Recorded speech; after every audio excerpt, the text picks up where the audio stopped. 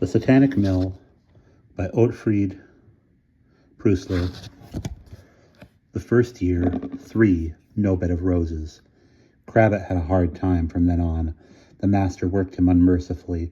It was, "Where are you, Crabbit? There's a couple of sacks of grain to be carried to the granary. And come here, Crabbit. You're to turn grain over right from the bottom so it won't start sprouting. Or, that meal you sifted yesterday is full of husks. You'll see it after supper, and no bed for you before it's clear of them." The mill in the fen of Castle ground grain every day, weekdays and Sundays, from early in the morning until late at night from early in the morning until night began to fall. Only once a week, on Fridays, did the miller's men stop work earlier, and they started 2 hours later than usual on Saturdays. When Crabbit was not busy carrying sacks or sifting meal, he had to chop wood, shovel snow, carry water to the kitchen, groom the horses, cart manure out of the cowshed. In short, there was always plenty for him to do, and when he lay down on his straw mattress at night, he felt as if every bone in his body was broken. His back was aching, the skin of his shoulders was chafed, and his arms and legs hurt so much he could hardly bear it. Crabbit marveled at his companions. They did not seem at all bothered by the heavy day's work. None of them appeared tired or complained. They did not even sweat or get out of breath as they worked. One morning, Crabbit was busy clearing snow from the way to the well. It had snowed all night without stopping, and the wind had drifted up the pathways. Crabbit gritted his teeth. Every time he dug his shovel in, he felt a sharp pain in his back. Then Tonda came up to him, and looking around to make sure they were alone, he put a hand on Crabbit's shoulder. "Keep going, Crabbit." Suddenly, the boy felt as if new strength were flowing into him. The pain vanished. He seized the shovel and would have gone on shoveling away with a will if Tonda had not taken his arm. "Don't let the master notice," he said. Nor Leishko either. Crabbit had not liked Leishko much from the first. He was a tall, lean fellow with a sharp nose and a squint, who seemed to be a snooper and an eavesdropper and a creeper around corners. You could never be sure you were safe with him.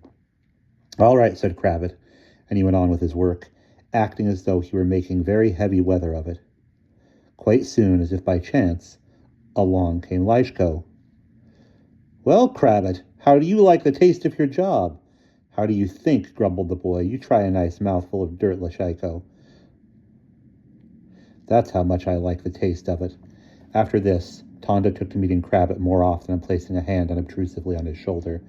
Every time the boy felt new strength coursing through him, and however hard his work might be, he found he could do it easily.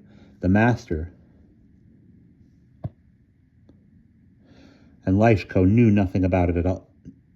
The master and Leishko knew nothing at all about it, nor did the other miller's men.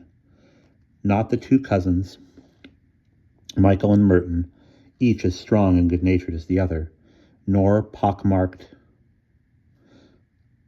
Andrush, who was a great joker, not Hanzo, who was nicknamed the Bull because of his bull neck and his close-cropped hair, nor Petar, who passed his spare time whittling wooden spoons, nor the popular Stashko, who moved quick as a flash and was as clever as a little monkey.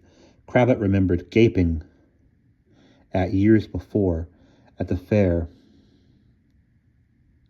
in Königswarth at Quito, who always looked as if he had just swallowed a pound of nails, noticed nothing either, nor did the silent Kubo, nor, of course, did stupid Juro.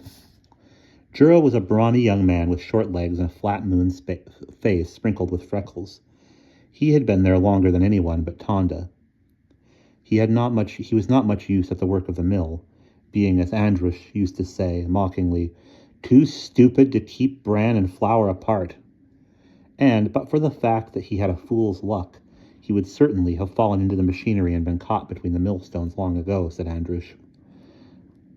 Juro was quite used to such remarks and put up with Andrush's teasing patiently.